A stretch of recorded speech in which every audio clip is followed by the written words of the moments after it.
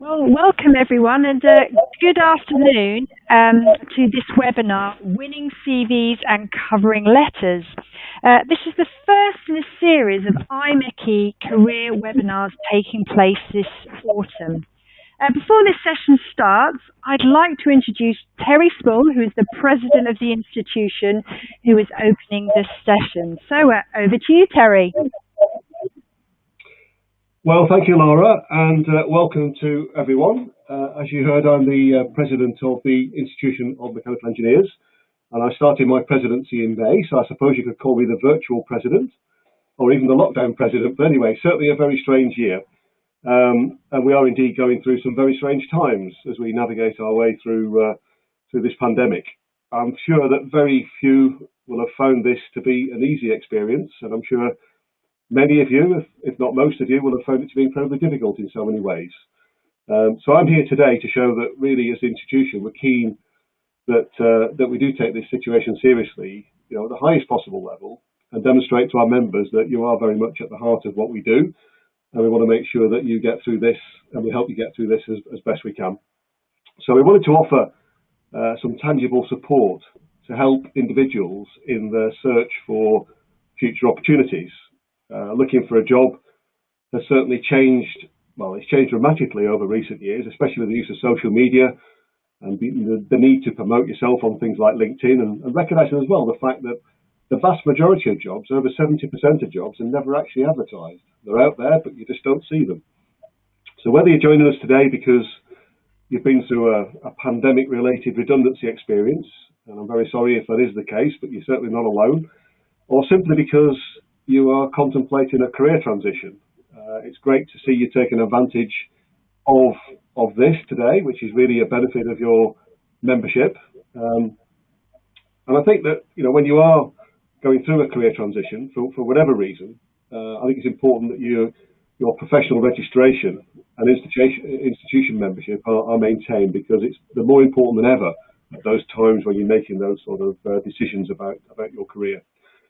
So this is designed for members today. Everybody who's on the call is a member, and it's free, which is great. We're delivering the event today in partnership with an organisation called Renovo. This is a company that we've been working for now, with over 6 years experience together. They come extremely well qualified. To give you an example of that, they've been in business just over 10 years. I think they started in 2019.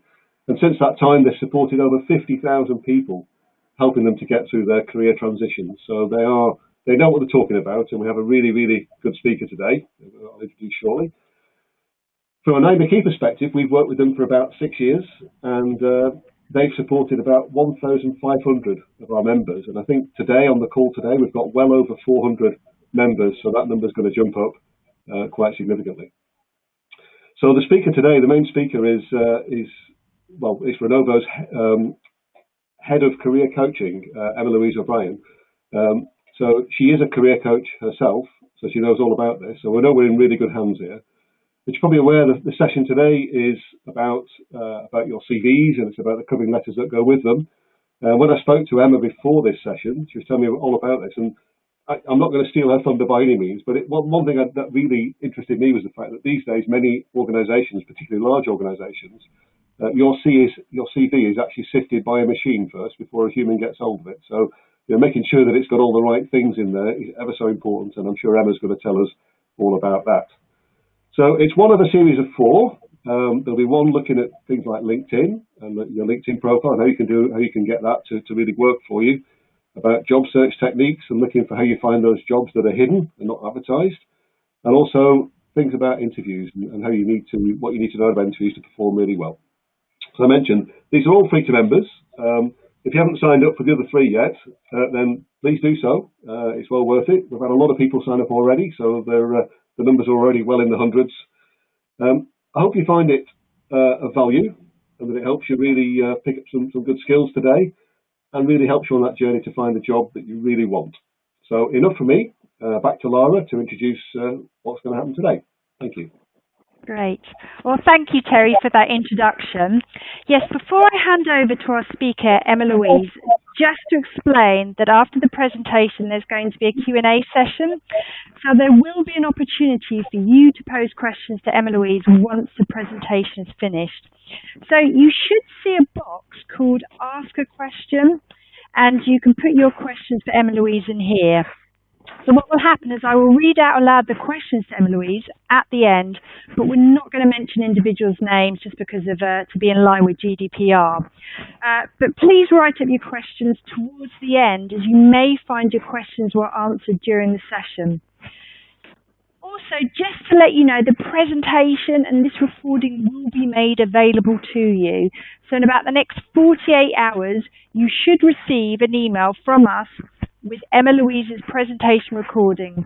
And we will also be posting the recording on the IMechE YouTube channel in the area exclusive just for IMechE members. So with that, I'd like to now hand you over to our speaker, Emma Louise O'Brien. Over to you, Emma Louise. Oh, thank you, Laura, and thank you for that wonderful introduction as well, Terry. So my name is Emma Louise O'Brien, and as Terry mentioned, I'm Head of Career Coaching at Renovo.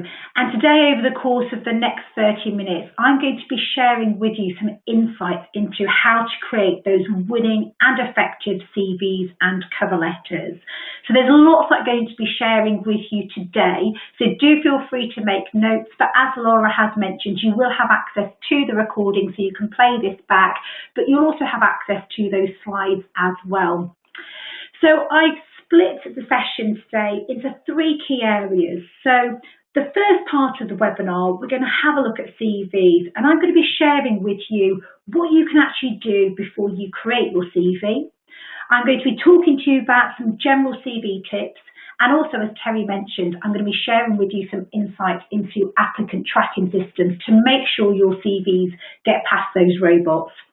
We'll then be moving on to creating cover emails. So I'll be talking to you about how important a cover email is as part of that application process and the things that you need to include as well. And I'll be closing the webinar by talking to you about application forms. So we'll spend a few minutes talking about the application process. If you don't have to complete your application with a CV, the different types of applications that you may be finding in today's job market. And as Laura said, we're going to be opening a live Q&A at the end of the webinar. So if you do have any questions, you are able to post those questions to me. Due to the volume of people that are on the webinar today, it may be that I don't answer all of the questions that come through, but if you do have a question, do make a note of it, and you've got the opportunity to post that question through the live Q&A. So let's start off by having a look at, before you'll create your CV, the things that you need to be aware of. So it's really important, before you even start creating your CV, there are some key considerations that you do need to have an awareness of.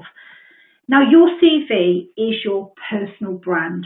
So whether you're a member in the UK or you're one of the global members of IMechE, it's really important to think about the CV that you share through a recruiter, through an online application. This forms your personal brand. It's what you want to be known for. And it's a sales document. It's there to promote your expertise, your specialities, and your skill sets.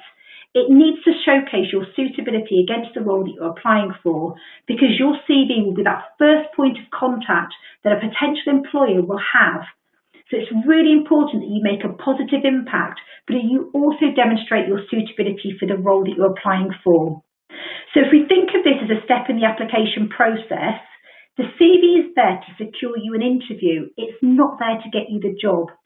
The interview will then give you the opportunity to talk more around your skill set and your experience with a view to then getting a job offer. Now, before you even start writing your CV, it's so important to conduct a self-analysis. So ask yourself, what types of skills and responsibilities are you looking for in your next career move?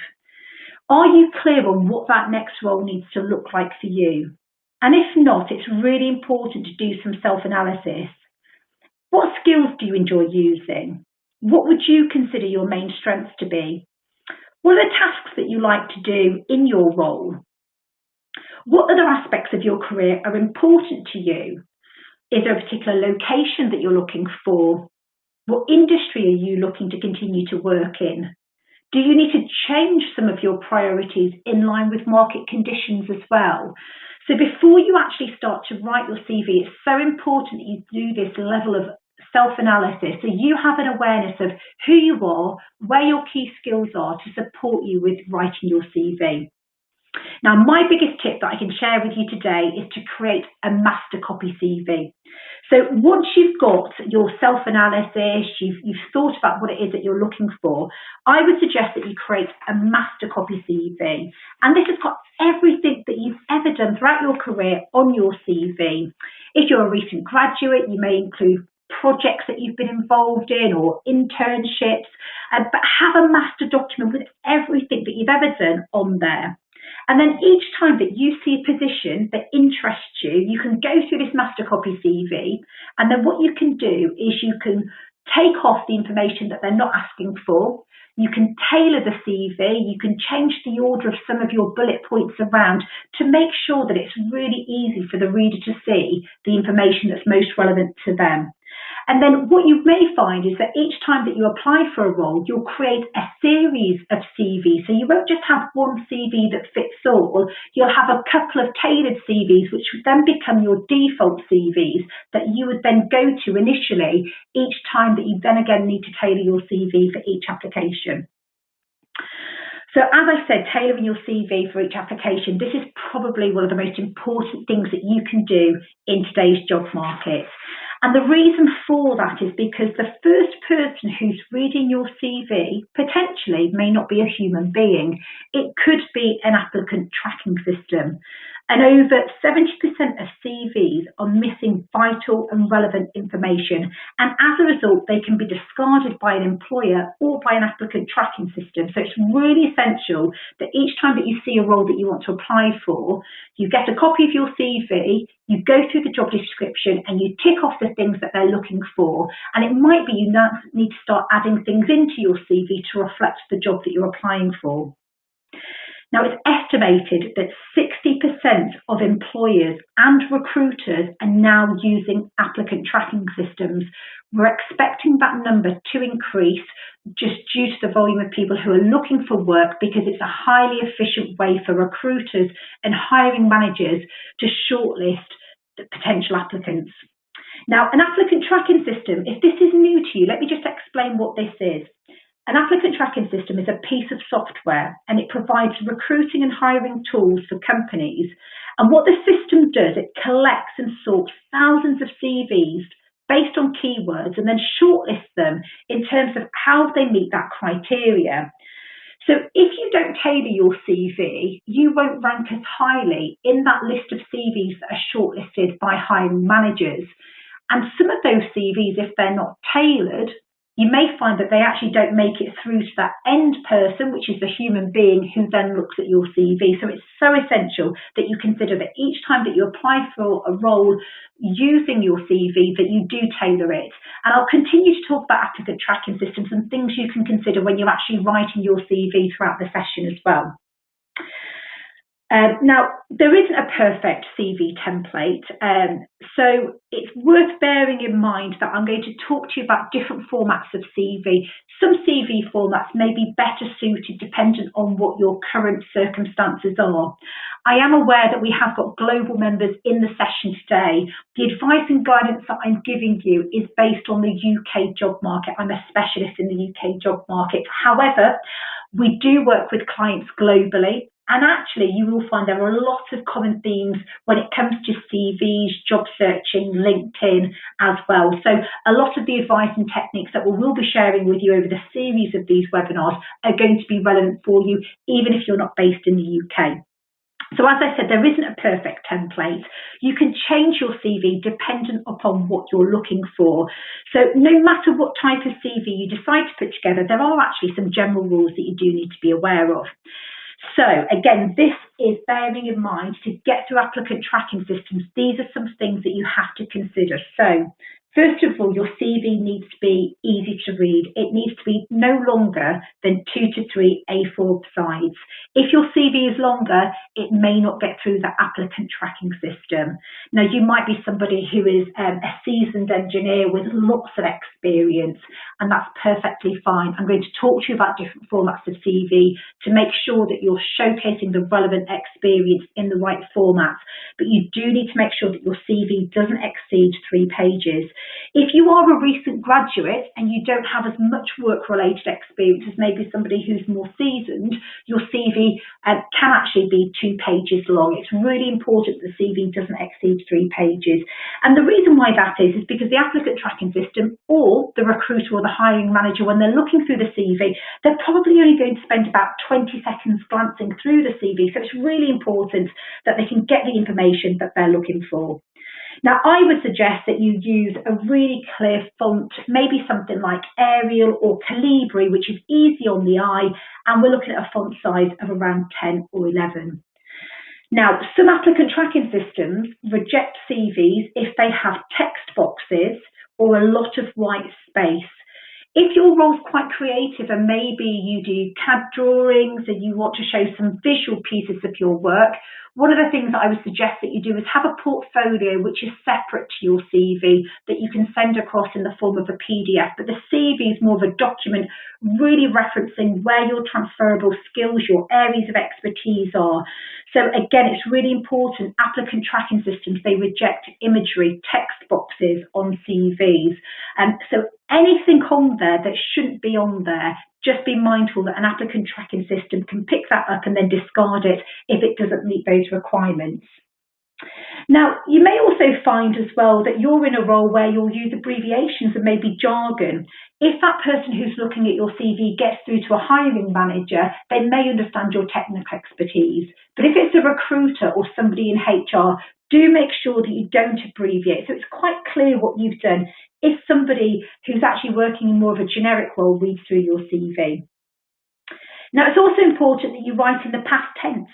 So even if you are working at the moment, you want to write in the past tense because it immediately will show consistency throughout your CV, but it will make sure that your responsibilities appear more outcome focused. You also want to leave out personal details as well that could potentially be used to discriminate on the CV. So again, things like date of birth. If you've got a lot of work experience, I'm going to come on and give you some tips on that later on, but you don't need to put your date of birth on there. You don't need to put marital status. You don't need to put religion. You don't need to put on there if you've got a family. It's based on how relevant your experience is for the role that you're applying for. So anything that potentially could be used to discriminate, it shouldn't happen in the workplace. And there are laws now in force to ensure that discrimination doesn't take place. But it's really important that you don't put anything on there that could potentially be used to discriminate against your application, and you just have on there the information that's relevant.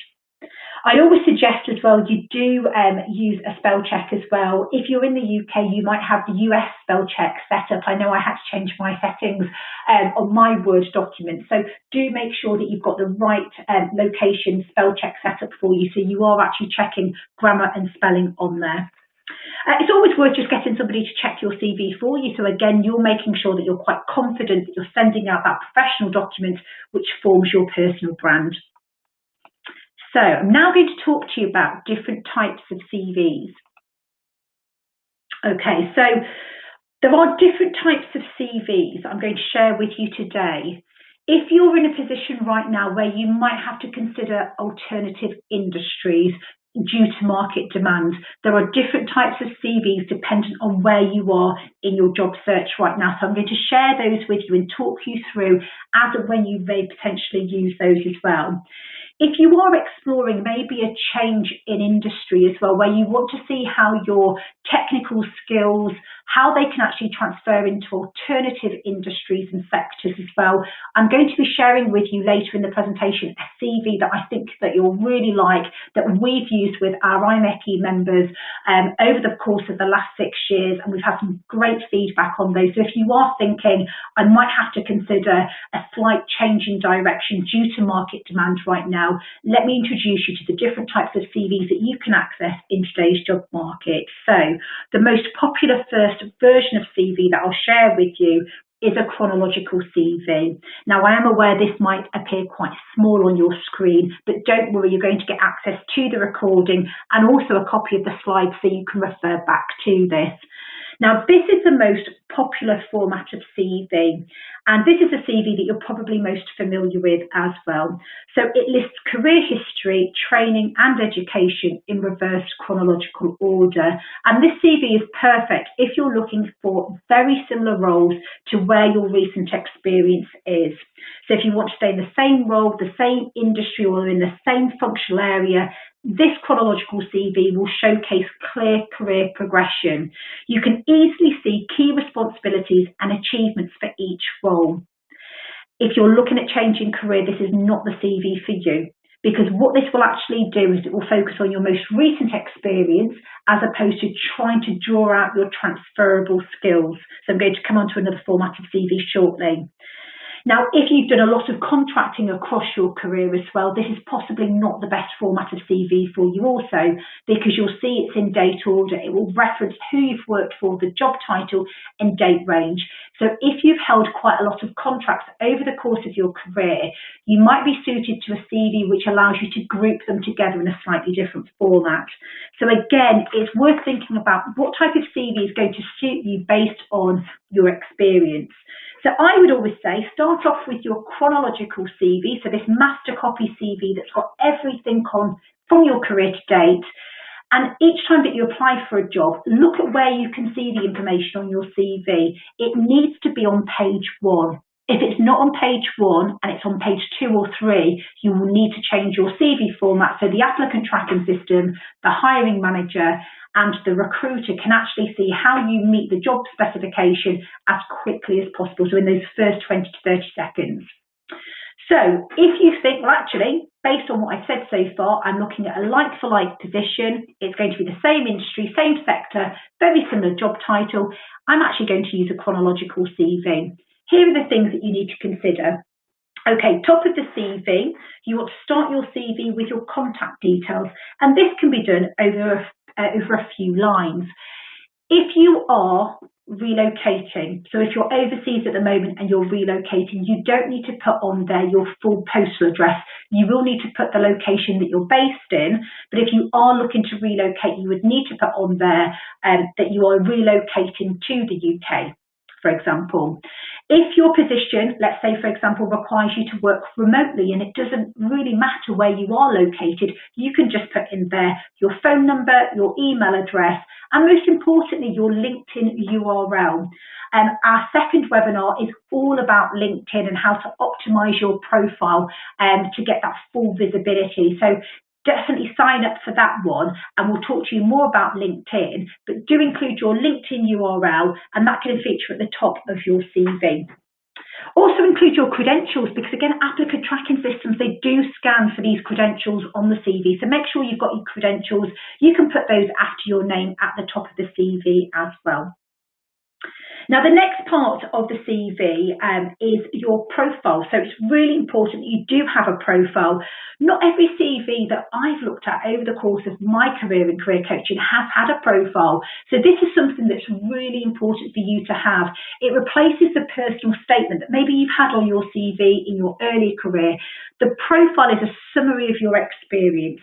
And what you want to do is you want to summarize your experience over 6 to 7 lines, and it needs to include 3 to 4 areas of expertise that you've got that are relevant to the role that you're applying for, which will then make the reader want to actually read on. The next part of the CV is the career history. So we need to look at your career history and we need to work back in that reverse chronological order. So you'll start with your most recent role and you'll work your way back. Now, if you are a recent graduate, you would actually have your education before you go into the career history. So if you don't have much of a career history at this point, you'll find that the only difference really is that you would probably put your education at this point and you'd put your modules in there, which will actually replace where the career history would be.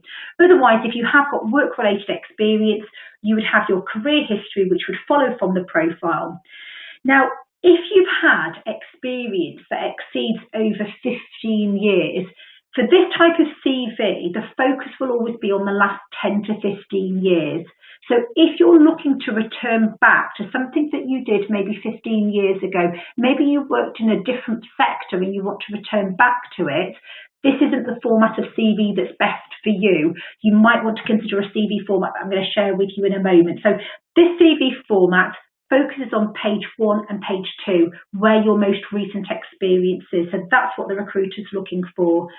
Anything that you've done over 10 to 15 years, you don't have the same level of detail. You'd still include it on your CV, but you'd only have a couple of bullet points. The detail needs to be in the last 10 years. If there's any gaps in employment, it could be due to a career break, you could have been travelling, or it could be that you've been actively seeking employment. You would need to accommodate and you need to list those dates on the CV as well. So they actually match up, so we can actually see that clear career progression. Now, you don't need to have a salary on your CV because that can actually work against you. So if, let's say, for example, you're on a salary that's higher than the salary of the role that you're applying for, it may immediately impact your application because they may think that you're overqualified for the role. A lot of applications at the moment from the jobs that you're applying for, they're not listing CVs on there. So again, it may be that they're not sure where they're going to pitch this role. So it's only if they ask you to include your salary and your reasons for leaving that you would put it in your covering email. You don't need to put your salary in, you don't need to put why you're available for work. This can be discussed at an interview.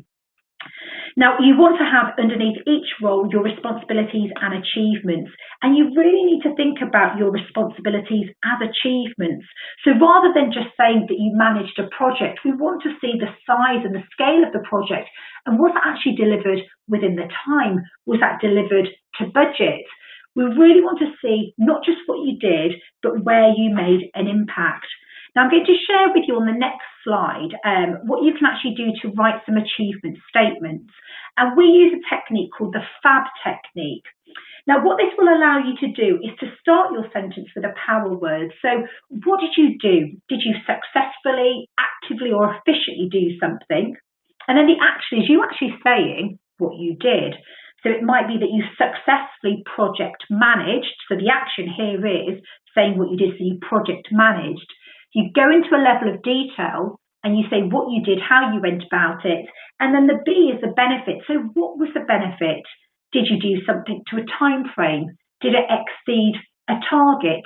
Did you save the company money? If you're in quite a technical role, it might be that you made something more efficient. It might be that you resolved a problem and it saved the company time and money. So regardless of your role, try and think about not just what you did, but the impact of your actions.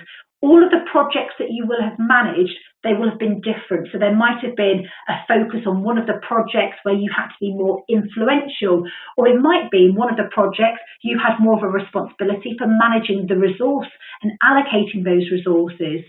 In another project, it might have been more of a focus on leading a team. So it's really thinking about not just what you did, but where you added value. And this is really what's going to differentiate you from other applicants who are applying for roles in today's job market. So just final aspects of the CV before we move on to a couple of other CV formats. What we want to consider is education, training and qualifications. These need to be listed in that reverse chronological order, so you have your work-related training first, and make sure that you keep it on there if it's relevant for the role that you're moving forward into. Now, if you're in a role which is highly technical, I talked to you about the career history following the profile. If your role's really technical and you want to demonstrate your technical ability, the technical skills section that generally would come after the career history, you can always put that on the first page of the CV underneath your profile. Again, think about how those technical skills are going to be most relevant for the role that you're applying for. Include your professional memberships on there. If you're fluent in any languages as well, and again, you're maybe applying for a job with an international employer, put your languages on there as well. Finish your CV with your references are available on request. Now, in terms of interest, if you do want to include them on your CV, only include them if they are relevant to the role that you're applying for, or it demonstrates that you're keeping your skill set current outside of work. Otherwise, you can remove those from the CV, and as I said, just complete that CV with references available on request. Okay, so I'm now going to introduce you to a functional CV. Now, not everybody will have seen this CV before, so I'm just going to work you through this CV. So, many suitable applicants fail to get shortlisted for roles because they don't fit the expected applicant profile. A functional CV focuses on your transferable skills and achievements rather than your recent job title. So this is a perfect CV if you want to draw upon transferable skills and explore alternative industries. If you've held a lot of contracting roles, as I mentioned earlier, this is a better suitable CV for you. Now, this is because you can make an impact by focusing on your skills from the beginning and showing them how effectively you've used them. Now, this type of CV is easier to write when you've already got your master copy CV. So first of all, I'd encourage you to have the chronological CV with everything on there before you then consider writing the functional CV. Okay, because with the functional CV, what we want to think about is having some of those functional headings that reflect your transferable skills. Now, you are going to get a copy of this CV through the slides, so again, you can refer back to it at a later point. Similar rules apply to the chronological CV. You'll still have your profile at the very top, which is your summary of experience. You'll still have your contact details, but the difference between the two is that at the top of the CV, rather than having your career history, you will have subheadings that reflect the transferable skill that you want to showcase. And then what you will do is you will copy and paste your examples that are relevant to that heading, and then you would actually place them underneath that heading itself. So you're not rewriting your CV, you're just reformatting it. And then at the end of the CV, you will still have your career history, but the career history is just the name of the company, the job title, and the date, because all of the evidence that they will see that's relevant to the headings on the CV, you've demonstrated with your examples that meet that particular heading. Now, if you are thinking about changing direction, you've got a copy of you'll have a copy, should I say, of the slides afterwards, so you can again refer back to this functional CV. I've put a template in there because obviously we're talking to thousands of members right now to give you an idea of different headings potentially you might want to consider. I've just listed some on here for you. So if you are thinking about the functional CV, you'd have 3 or 4 headings that reflect your areas of expertise, and then you'd use your chronological CV and you just cut and paste your examples across. So at a glance, we could see all of your project management experience. At a glance, I can see all of your operations management experience. At a glance, if you're involved in budgets and cost control, I can see all of your examples underneath there. So again, you're not rewriting the CV, but it allows you to draw upon your earlier career history as well. So let me just take you to a final format of CV, which is the combination CV. Now, some people don't particularly like the functional CV. I often refer to it as Marmite. You'll like it or you'll loathe it. Some recruiters prefer a chronological CV. Now, if you don't want to completely move into a functional CV, this is your happy medium. This is what we call the combination CV. So it's a hybrid of the two. So this type of CV, again, similar to the chronological and the functional CV, you've still got your contact details. All CVs have your profile on there. But then what you would do is you would have your key skills or your areas of expertise before you then go into that career history. So as I mentioned, if maybe you're in quite a technical role, this is a really good CV format for you to look at. Or if you don't want to completely move into the full functional CV, if you wanted to talk about maybe some of your earlier career history, you've got the option to do so using this format of CV. Maybe if you're a graduate and you don't have lots of experience that you could showcase, again, you might just want to draw out some key skills on this first page before, again, you go into your education as well. So you've got 3 choices of CVs that you can actually refer back to.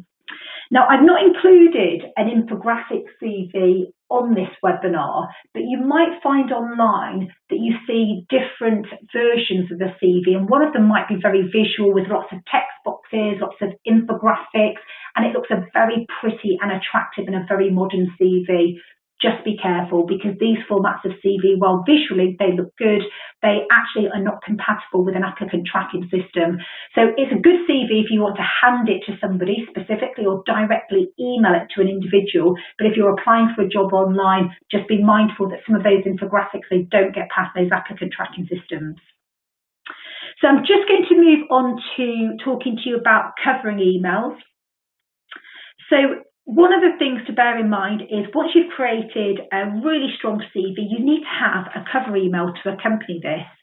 So in terms of things to consider on your covering email, you should always have a covering email to send to the job recruiter, or it could be through the applicant tracking system. I'd always suggest have a good cover letter, because one of the things that you can do with your covering email or your covering letter, you can really demonstrate your interest in why you're applying for the role, your reasons for why you're applying, as well as maybe you're having to relocate, or it could be that you're changing direction in your career. That covering email gives that additional context behind your application. So here are a couple of things that I thought would be useful just to include in today's session for you to consider. Now, your first paragraph is really you talking about why you want to work for the organisation. You can't just get away in today's job market with saying, I'm interested in working for your company. You need to do your research. You need to tell them, why do you want to work for that company? You know, are they the global leader in their industry? You know, do they have award-winning products that you're interested in? Is it because you've got a wealth of experience in that particular industry and that's why you want to work for that organisation? So you need to do a high level of research on why do you want to work for that company, where you see your interests and your values, how they match that organisation, and that really needs to come across in that first paragraph. Go onto the company's website. Do they have values? Do they have core competencies that I look for? Have a look at their social media pages, you know, what's taking place in their industry at the moment, in their organisation.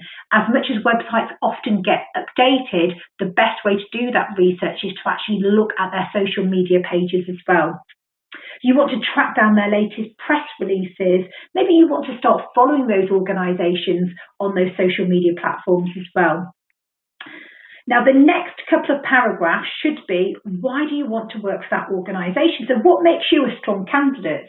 So emphasise your skills, your achievements and qualities, and put those in a bullet point format. So you can say, I've attached a copy of my CV and I wish to showcase some experience that I feel is highly relevant for the role that you're currently recruiting for.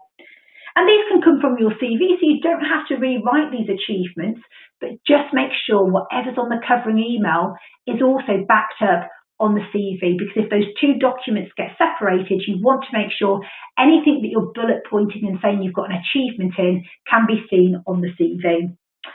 Now, always end that email with a specific follow-up action. So if you're going to follow up with a telephone call, then say so. You know, I'll contact you over the course of the next couple of days to discuss my application further. This is important that you do that with recruitment agencies. So when you're applying for a job online, if you do see the role is being advertised by a recruiter, do make sure you follow up your application, because there may be other vacancies that they can consider you for as well. Okay, so there's a sample cover email. Again, you'll see a copy of that in the slides that will be shared with you as well. Before I conclude the webinar, I'm going to just talk to you about application forms, because application forms are commonly used in today's job market and they do really vary. So I'm going to share with you some types of application forms that you may come across when you are job searching.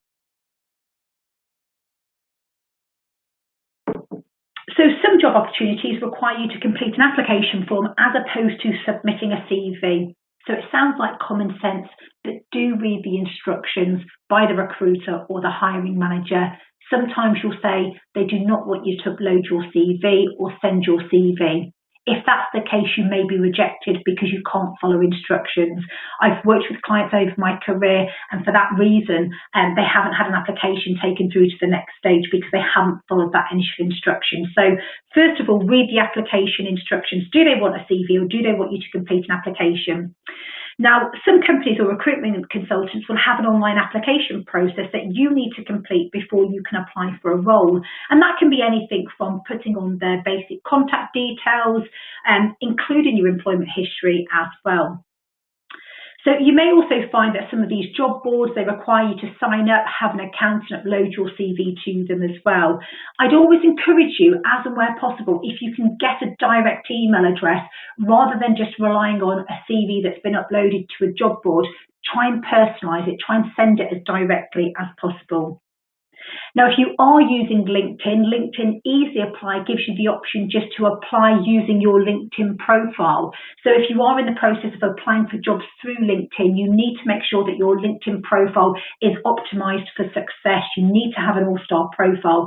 So again, our second webinar on LinkedIn will talk to you about how you can get that LinkedIn all-star profile, which will be really important if you are using LinkedIn Easy Apply.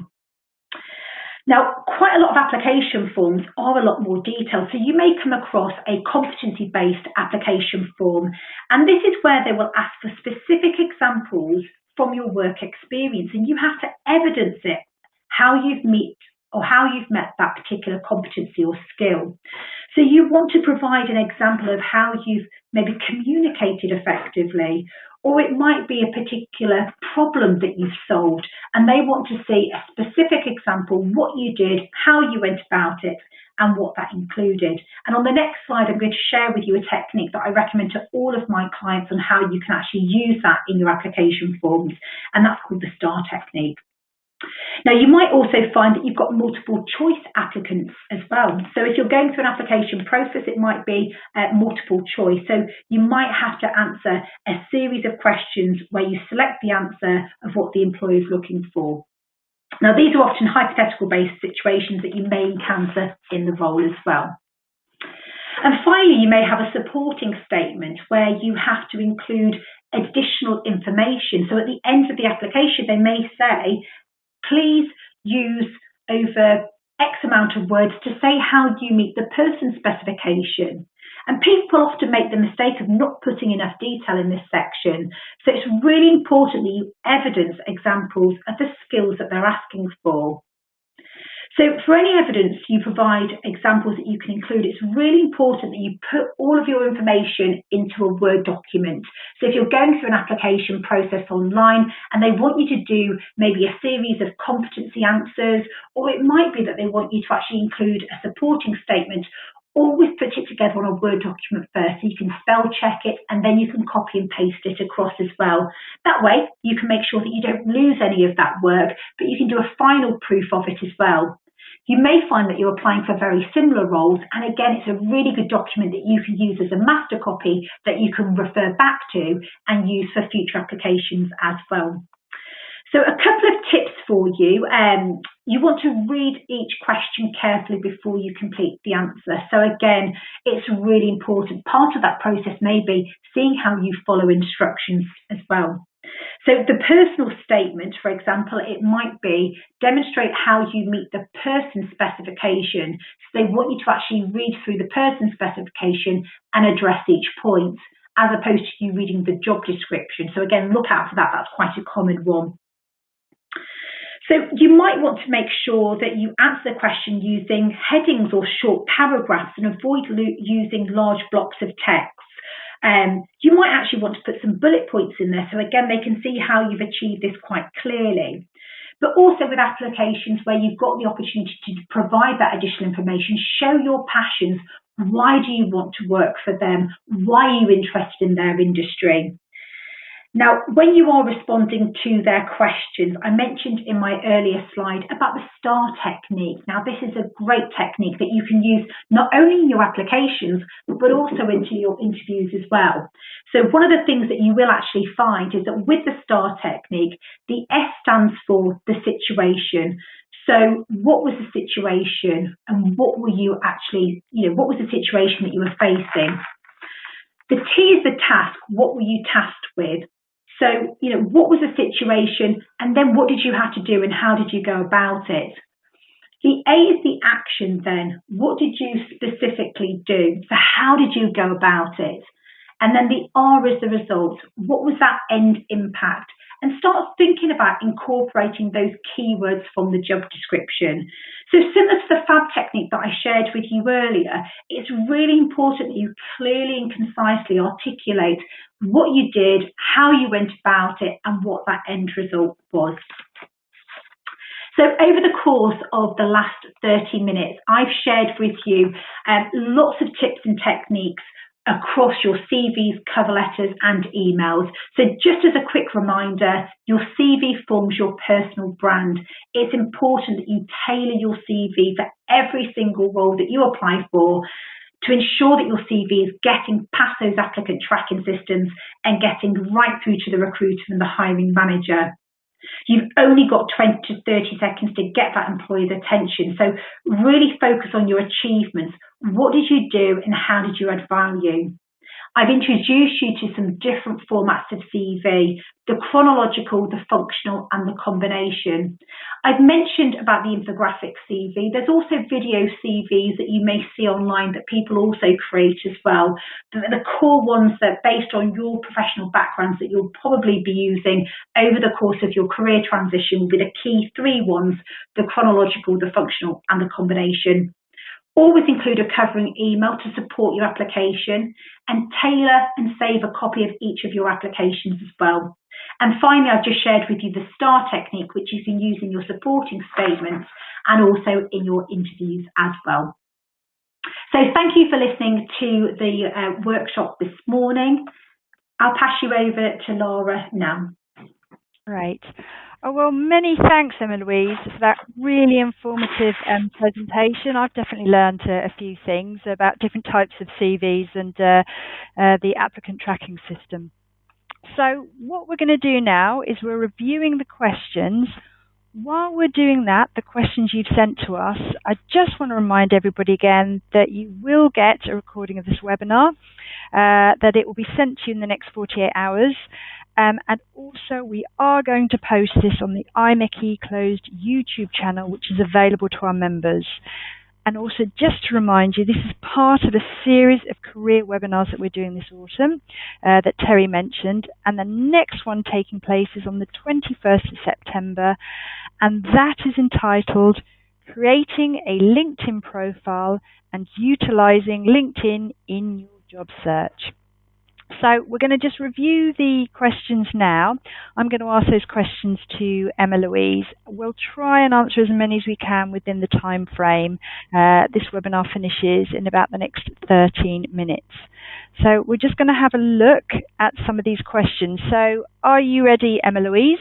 I've got a question here. I am highly and widely experienced and trying to change careers away from automotive. If machines are doing the first sift, how do I get through if no one reads my cover letter?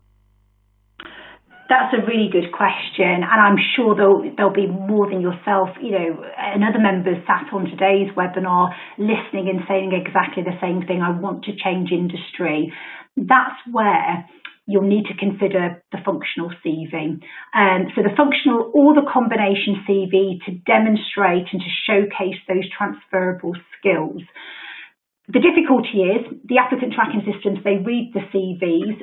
They will also read the cover letters, but it's mostly the CVs that they'll be focusing on. My suggestion would be for you, consider an alternative format of CV, but where possible, if you can see who's recruiting for that role, See if you can send your CV directly to them via email. If it's a recruiter, can you give them a call and try and get a contact name so you can articulate that through a covering email, your motivations, why you need to change direction, and that way you're bypassing the application tracking system. So for anybody sat there listening today saying, I really want to articulate more in the cover letter and I'm worried about the applicant tracking systems, the only other way of bypassing those are trying to get them through directly via email or trying to have a conversation with somebody directly. Great. Thank you for that. I've got another one here. Can you remove your name from the CV? No, I would never suggest you to check, to take your name off the CV, because it's important to see whose CV that is. And so for any recruiter or hiring manager, if they see that there's a CV and it doesn't have a contact name on there, it's unlikely that we'll actually make contact to get that information from you. Okay, great. And then another one here. What benefit is it for adding my LinkedIn URL to my CV when my LinkedIn profile is a mirror of my CV? Do you know what? That's a really good question. And I'm glad that you've asked that, because this is one of the other reasons why you should sign up for our next webinar on LinkedIn.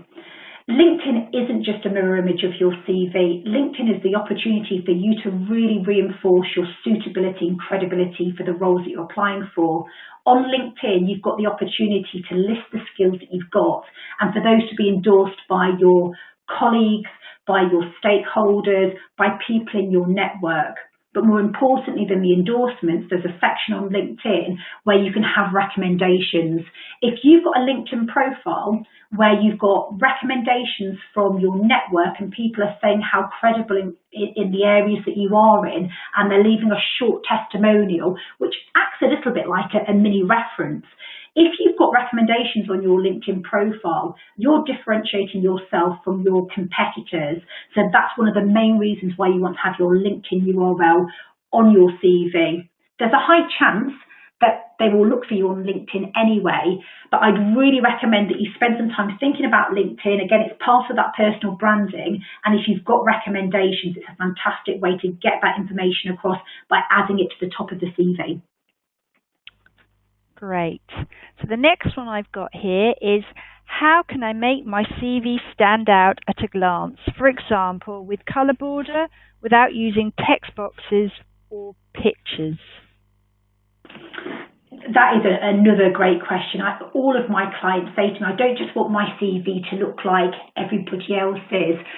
Sadly, because we are working in a very digital world right now, these robots that are reading the CVs, they even don't like the colouring on the CV. So even if you change your titles and you change the colour of the text on there just to differentiate your CV could be rejected by an applicant tracking system. So the focus isn't about standing out with imagery. How you'll stand out is by making sure that you've got lots of achievements on your CV, that you're quantifying your achievements, you're saying where you've added value. So what I would encourage you to do is just have a very plain CV that's a factual document. And as I said earlier, it might be if you want to send something over which is a little bit more modern and more creative, you can actually send that in an email as part of a follow-up, or it might be something that you want to share with your the recruiter or the hiring manager at the interview stage. But for your applications, unless you're applying via an email address, or you're posting your CV, it could be rejected if you've got colour on there. So whilst visually I can understand you want to make it look more attractive and stand out, I'd suggest that you just keep it to a black and a black text as opposed to putting any colouring on there. Great. So the next one I've got, Emma Louise, is about online applications. How do you avoid stating your exact salary? Online applications, sadly, you generally have to, on an application form, that is, they will ask you what your previous salary was. So on an application form, unfortunately, it's unavoidable. You'll have to put that on there. On a CV, you don't have to put those on there. What I would say is if you are putting a salary on there and maybe you're let's say, for example, you're applying for a role and it's less responsible. Maybe you're getting to the point in your career where you're wanting to take a step back and you're taking on possibly a role with less responsibilities, and that's why the salary you're applying for is lower than your previous salary. In a supporting statement on the application form, just make sure that you include some reference point on there. I'm at the point in my career where I've reevaluated my career and I'm wanting to use my skills in these key areas, and I am in a position to take a reduction on salary, and I'm open to a salary range of between this and that. Now, just off the back of that, Laura, if you are applying for a role and they don't state the salary and they want to know what your salary expectations are, but you've got no idea because it doesn't tell you on the advert what the salary actually is, do some research. Have a look at some job boards. There are some great salary checkers on there. If you were just to Google salary checker, there's different job boards out there. So Total Jobs, for example, has a salary checker on there. What you can do is you can go on there, you can do some market research, see what the salary ranges are, and then if they ask you to say what your suggested salary is, you can say my suggested salary or my proposed salary is, and put a range on there. So I'm looking between 50 to 55,000, or I'm considering opportunities with a salary range of this and that. Great. The next one we've got here is a list of keywords useful on the first page of a CV? Good question. If you are a recent graduate and you don't have lots of work-related experience, but you want to talk about what your transferable skills are, but you don't have lots of evidence to back those up, you can put your key skills underneath your profile and list those on there. The purpose of the profile is to incorporate the skills and the expertise that you've got, so we can actually see those throughout the profile. If your skills are more technical skills, then you can have that underneath your profile section. But if you're just saying your general skills are things like teamwork, managing multiple priorities, working to deadlines, they're very generic. Whereas if you are somebody who has got strong leadership experience, then it's quite likely in your profile you will have, you've already referenced that you are a highly experienced leader, managing and motivating teams of up to 50. So a lot of the skills, if you're just listing them as a standalone on your CV, you need to make sure that they're backed up. So just to answer your question, yes, you can have them, but you're better to make sure that they're on the profile or throughout the CV itself. Right, we've got time, I think, for maybe just one or two, because we're coming towards the end of the session. So this next question I've got is, I'm trying to change careers. Nearly every online application system insists on a chronological CV. How do I get across my transferable skills? If the application tracking system doesn't allow you to change the format of the CV. So with a lot of applicant tracking systems, you can upload your CV as a Word document. So you should be able to do it in a functional CV. But if the system that's being used is a bit like an online application form where you have to put it in that reversed chronological order, all you can do is use that supporting statement within that application to say why you're looking to change direction.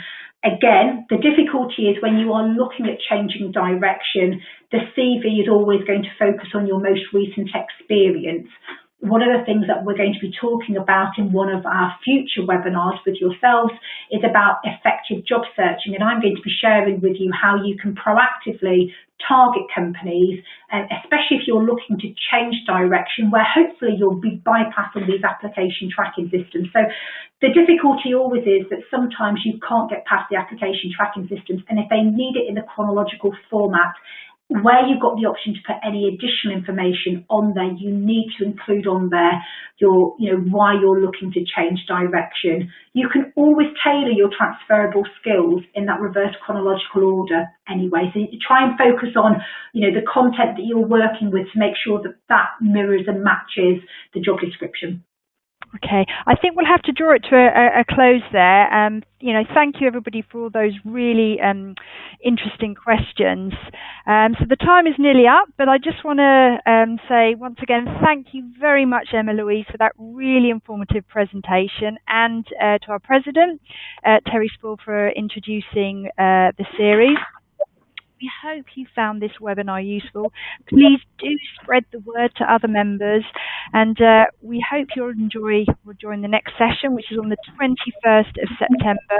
As Emma Louise said, is about LinkedIn. So this session is now drawing to a close. Thank you everyone for joining in, and have a really good day.